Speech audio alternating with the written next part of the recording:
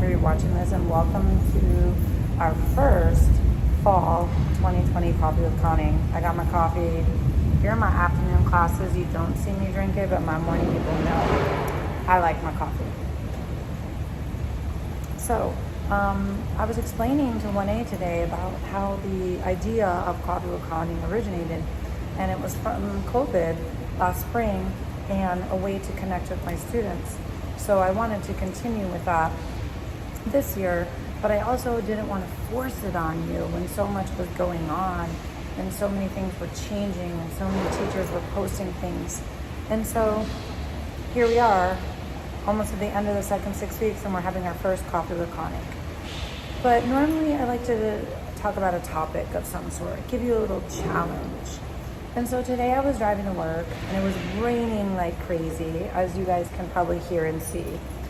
And I was thinking about you all, and I was thinking about my kids, and I was thinking about how our life, like we try to plan things, we try to have visions. And I was thinking about how that's comparable to a map. Like, you know, you pull up your Waze on your phone or your Google Maps or wherever. Most of us use some sort of a digital form of map. And when you pull it up and you put in your goal, your result of where you want to go, where you're traveling, it normally gives you options and routes. That's kind of like life. Like, we all choose different routes. We're all driving different vehicles. Some of our vehicles are new and lifted and can handle much different conditions than other vehicles that are older, that maybe are having problems. I'm not saying you're in old bodies, if you will, but I'm just saying we all are not working and driving and handling our lives with the same circumstances. And so we can't all choose the same route. You know, it might not be best for me to go on the mega highway and take the tollways because I can't afford the tollways. My car doesn't do well at 70 miles per hour. So I might be better taking the back roads. It might take me longer to get there, but it doesn't mean I won't get there, okay? So I just was thinking about that because, you know, my kiddos all are very, very different. I've talked a lot about my kids with you guys. And my youngest, Elle, asked me yesterday, do I have to go to college? Like, the teachers, they're really being pushy and talking to us about college. And she's like, I don't think I want to go to college. And I was like, no, baby, you don't need to go to college. Like, if college isn't for you, find something else. Pick a trade. Take a break. Work a job for a bit and then figure out what you want to do. I've been telling the same thing to my oldest, who's a senior. She wants to take a gap year. I'm like, all right, but don't just take a gap year and sleep on my couch for a year. Like, let's have some vision for what this gap year will include. And that vision is your route.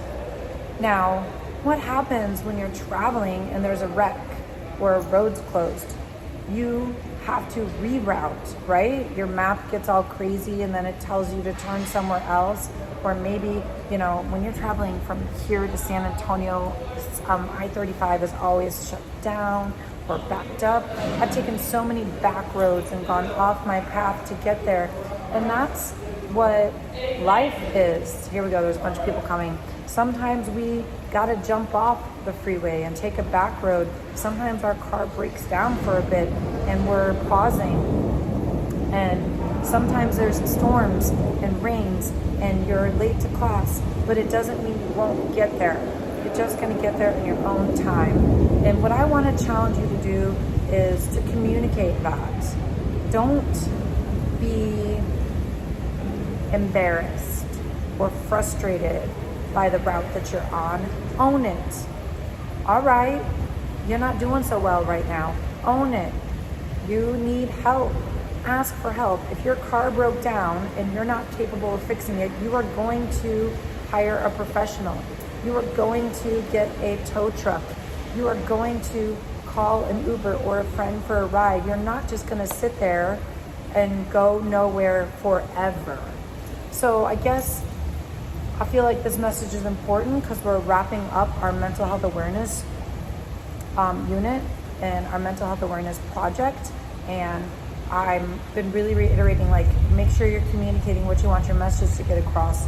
And I want you to challenge you to pull people in and help you along your journey. You don't have to be alone. Can you be alone? Yes. Are there parts where you will be alone? Yes. But reach out, include others, talk to them, trust somebody with where you're at this moment to help you reroute, help you stay on your journey, and just continue to be you and get to where your journey is supposed to be. Okay, y'all know I go off on tangents. Oh, Lordy, I hope you could hear that because I'm not recording. And that concludes our first Coffee with Conning. So now you should tell me something that's going down, react to this. Add some memes, a selfie, give me a private comment, do something to engage and interact with me about this topic and how you are and where you're at.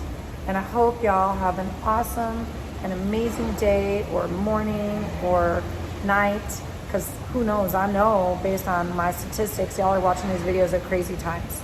And if you need me, I'm here for you. Take care.